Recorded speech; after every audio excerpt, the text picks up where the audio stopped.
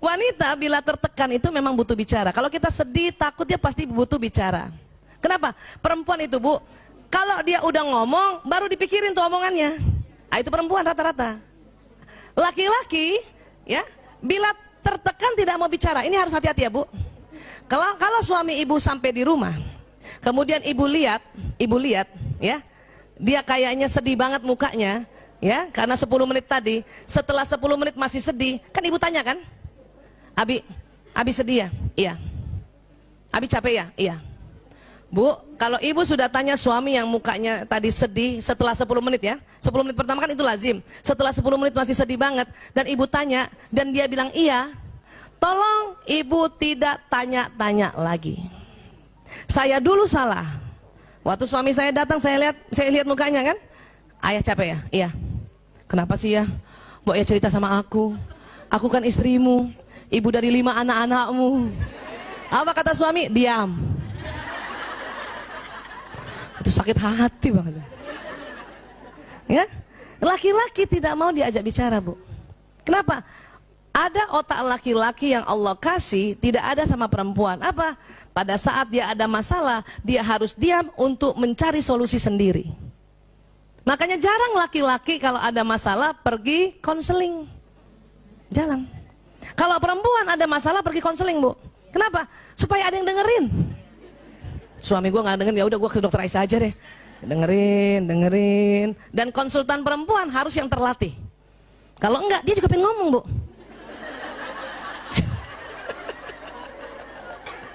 Pasiennya perempuan, udah cerita, dia juga pengen cerita.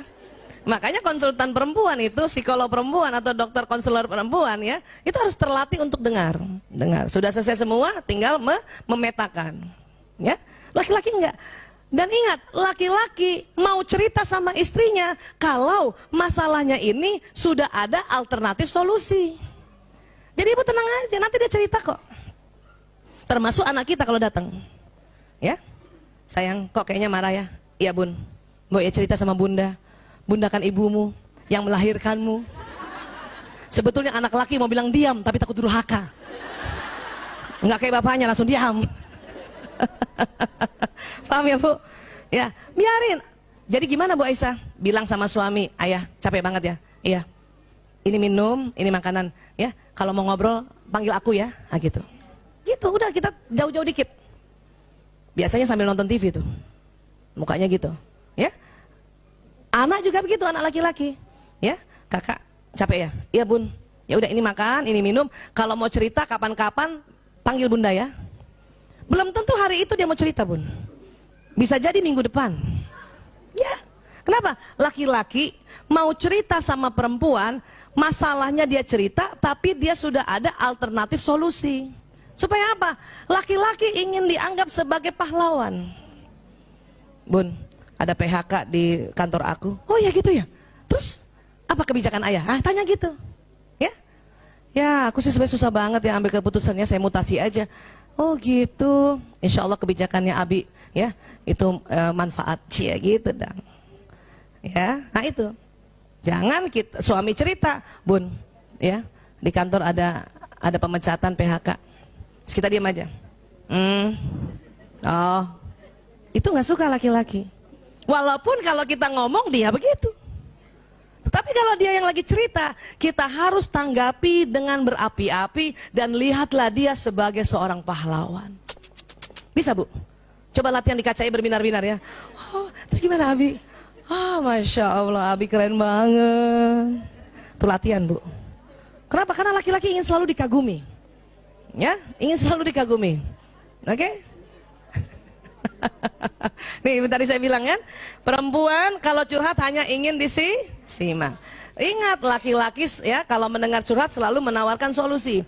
Ibu, pada saat ibu curhat dan suami ngasih solusi, karena ibu yang sudah belajar duluan, langsung bilang, ya Allah, dia mencintaiku sehingga curhatku dia kasih solusi. Walaupun ibu gemes banget kan, bukan mau solusi, ibu cuma mau kamu denger aja gitu. Ayah, aku capek banget setiap hari nganter anak-anak sekolah naik motor. Kata suami apa biasanya? Ya udah naik ojek aja kan gitu kan? Itu solusi bukan?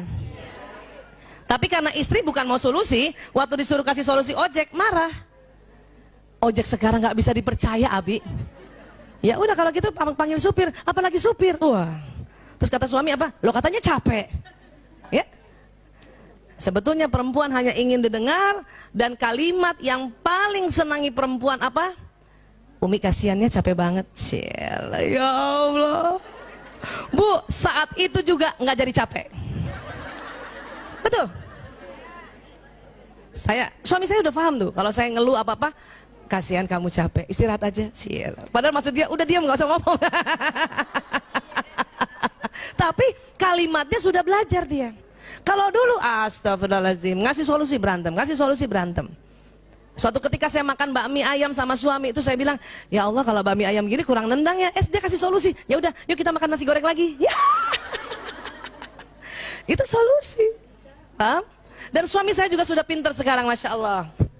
Kalau saya curhat, setelah dia dengar curhat, apa dia bilang sama saya? Ibu, mau pakai solusi apa enggak? Itu kayak nanya mau pakai bawang goreng apa enggak.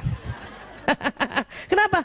Kata suami saya, daripada gue berantem muter-muter debat kusir gara-gara ini. Paham ya? Nah itu tadi. Jadi gimana? Kalau gitu dari awal ibu bilang sama suami, Abi, ayah, ya, Mas, aku mau cerita aja ya. Oke, dia akan dengar. Kenapa? Karena laki-laki merasa kalau perempuan sedang ngobrol, dia harus carikan solusi. Itu dia capek juga, Bu. Tapi kalau dari awal kita bilang, dengar saja ya, aku cuma mau cerita, dia udah tenang. Oh, bukan solusi. Ya, dia selalu dengar, suami selalu ingin dianggap sebagai pahlawan. Itu harus diingat. Ya. Kenapa suami ingin dianggap pahlawan? Ini Bu, ini otak dibelah ya. Ada yang merah-merah ini. Coba pegang dulu dahinya Bu. Nah, di dalam situ Bu, ini kayak ibu pegang dahi itu yang ini nih, ini ya, depan sini ya. Nah, agak ke dalamnya itu ada segitiga. Ini saya kasih warna merah, aslinya bukan warna merah ya. Namanya hipotalamus. Hipotalamus. Apa Bu? Hipotalamus.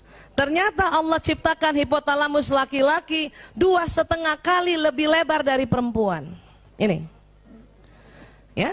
Jadi lebih besar siapa Bu? Laki-laki. Berapa besarnya Bu? 2,5 kali. Ini supaya kita hafal terus ya, diulang-ulang ya.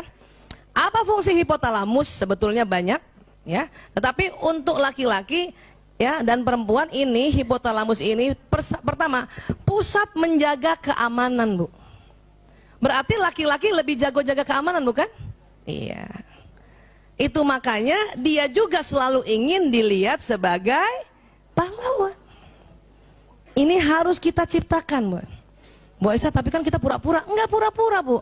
Kita harus create, kita harus memang buat suasana seperti itu. Bukan pura-pura. Itulah amal ibadah kita sebagai seorang istri. Ya. Banyak suami-suami lagi ngobrol sama temennya cerita tentang kehebatannya, kita ngomong apa dalam hati? Bohong. Apalagi kalau temennya lihat kan, itu bahaya banget Bu. Ya. Biarin, kalau suami cerita walaupun dia sesungguhnya, ya, dia bukan berbohong, dia sedang negosiasi. Ya, kalau ada temennya tanya, ya, kamu punya chat nggak? Punya, walaupun nggak punya tuh, itu negosiasi. Kita juga harusnya mendukung. Ya betul, insya Allah ada punya. Jangan.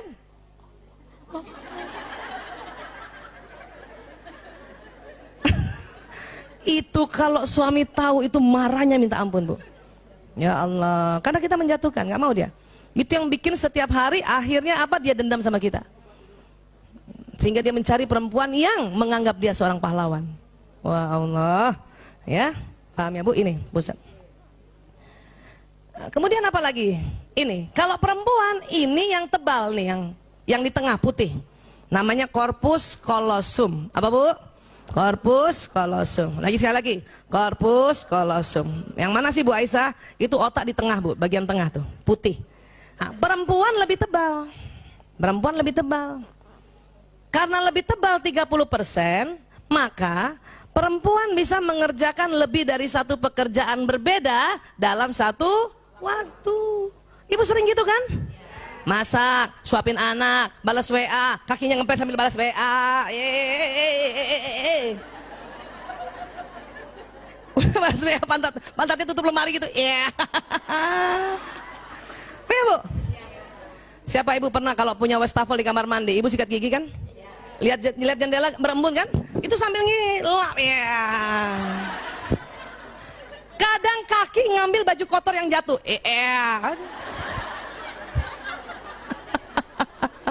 Iya Bu. Siapa ibu yang bawa mobil? Antar anak, zaman dulu tuh. Apalagi ya, bawa mobil, anak belum makan disuapin, betul Bu?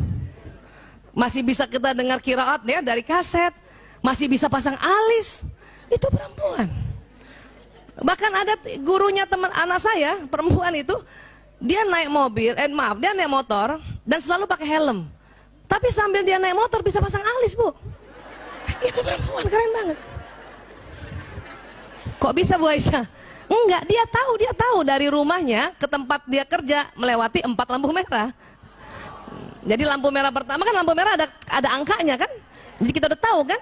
30, 31 kan gitu. Dia buka helm, pasang sebelah.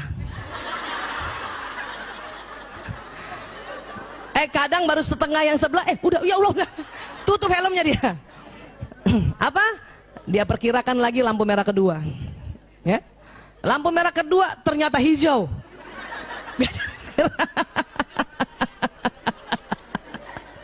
Lampu merah ketiga untung merah. Dia buka, betulin dikit. Ya, baru sebelah kan? Lampu merah keempat enggak, merah, hijau.